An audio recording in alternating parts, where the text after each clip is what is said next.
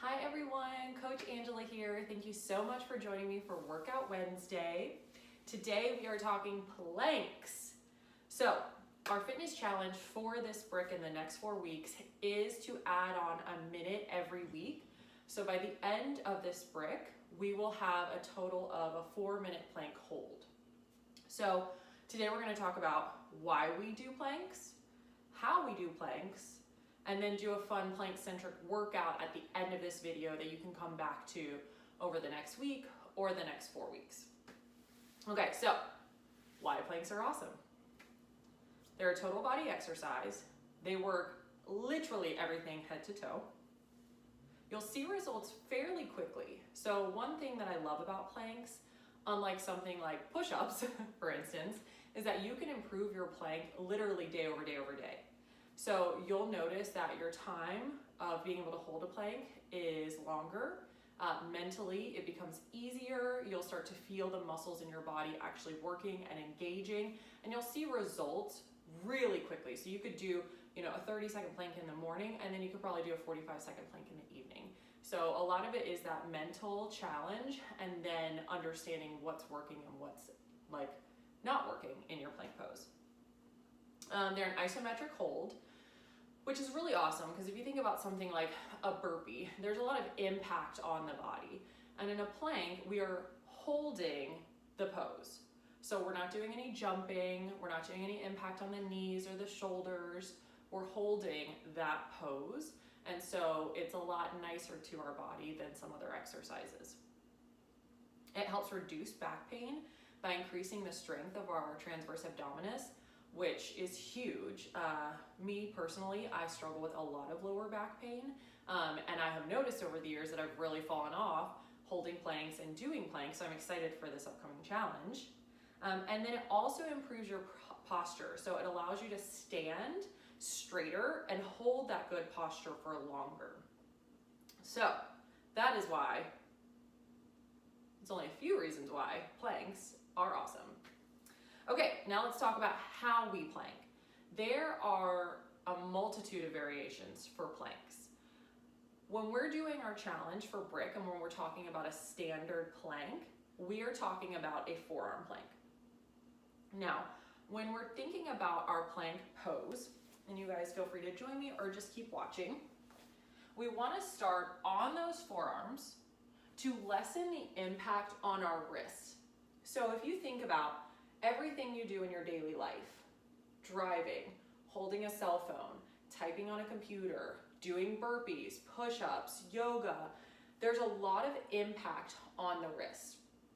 And the kind of lifestyles that we all lead now that are so centered around technology means that our wrists are in compromising positions more often than not. So if we have the opportunity to reduce that impact on the wrist, we're gonna take it. There's really no negative or even major positive to having a straight arm plank versus a forearm. The only difference with a straight arm is you now have a longer lever from the earth, and you're going to be targeting those shoulders more so than a forearm plank. And for a lot of us, the reason we're doing plank is to work that midline, so we don't really care too much about the shoulders and increasing their strength. Now, that's not to say you can't do a forearm plank, but I always encourage everyone to do, I think I just said forearm, but I meant straight arm. Doing a forearm plank just to alleviate that tension on the wrist. So when we start out, we want to create an 11 with our forearms. A lot of times you'll see people doing this, which is just like a little added support bonus. So we want to take that support bonus away, and we really want to activate the upper body to help us in our total body plank. So create an 11. All 10 fingertips are digging firmly into the earth. We've got connection from the wrist all the way down to the elbows. So as soon as you're down on your forearms, create those points of connection first, then begin to wrap your biceps in towards one another. So I don't know if you just saw that, but as soon as I wrap and activate my biceps, I have a slight roundness in my upper back. So a lot of times we'll see chicken wings, and it just means we're kind of hanging on our skeletal system here in plank. If we can draw those biceps in towards one another, we can really create that nice firm foundation for our plank pose.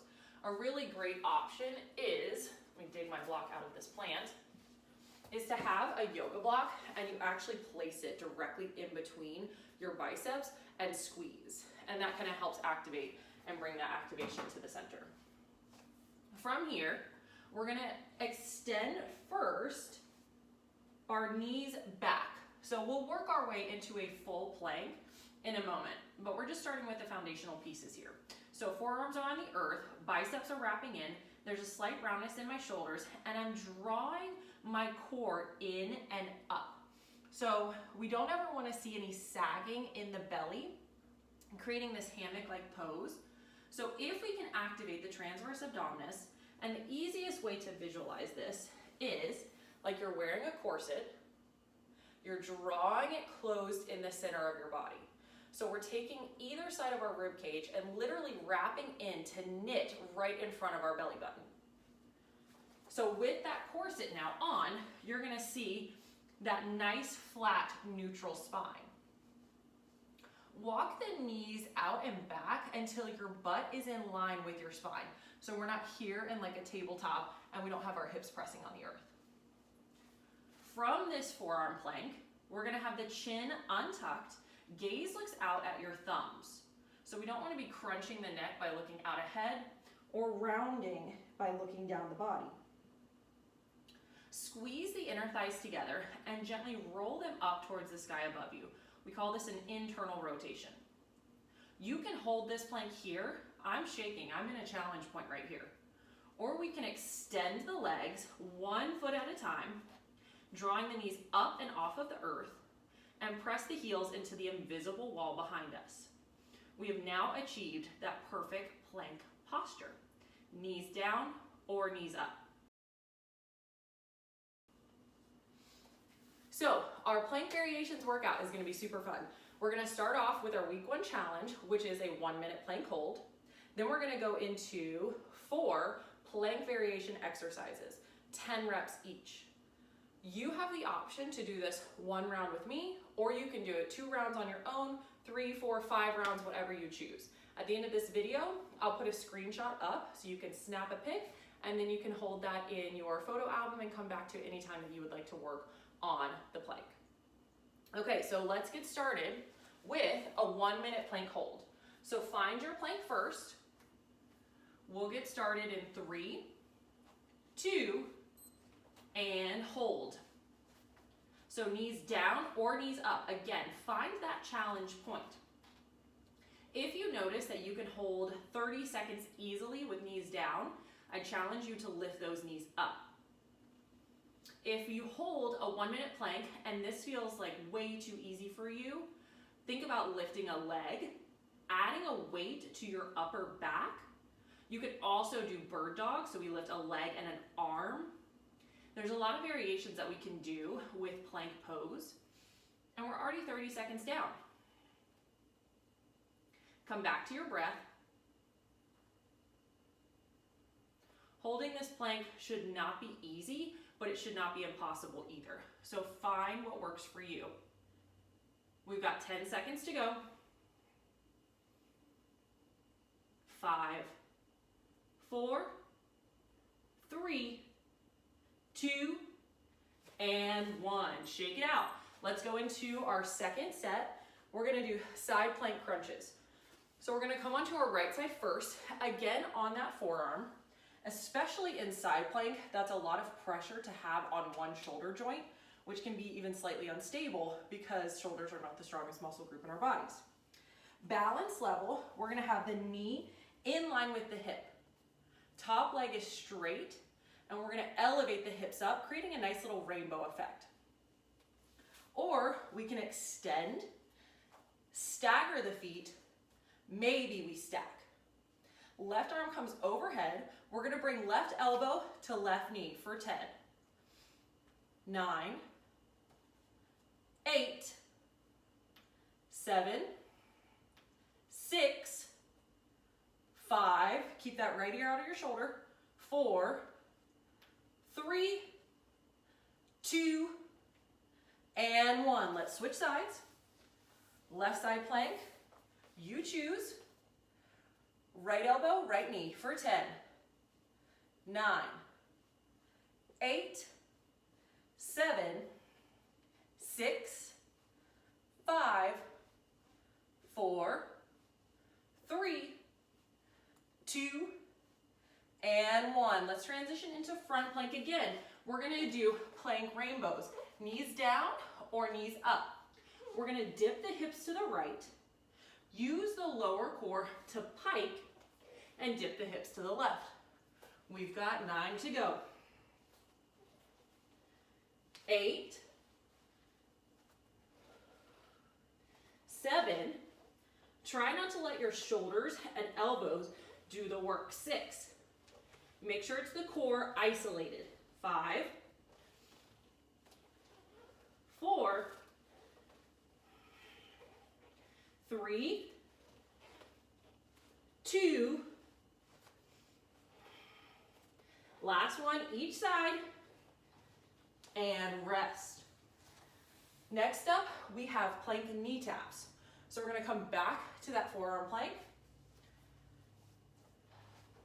and we're gonna run it out like a little running man. You always have the option to do both knees, or together we're gonna do one at a time.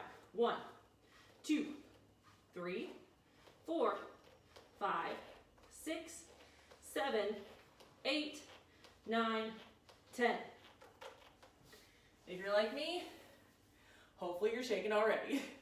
Okay, final one is going to be plank Spider-Mans. My personal favorite because it really works the obliques while also targeting the midline. Forearm plank again, knees down or up. Right knee comes outside the body. We look over the right shoulder. Step it back. Left, right, left. We've got 8, 7, this is 2 as 1, as are all the others. 6, 5, 4, 3, 2, 1 each. Sink it back to child's pose and rest. Now take a screenshot of this set of exercises. Repeat at will, enjoy, and I'll see you guys next week for Workout Wednesday when we're focusing on push-ups. It's gonna be great fun. Bye everyone.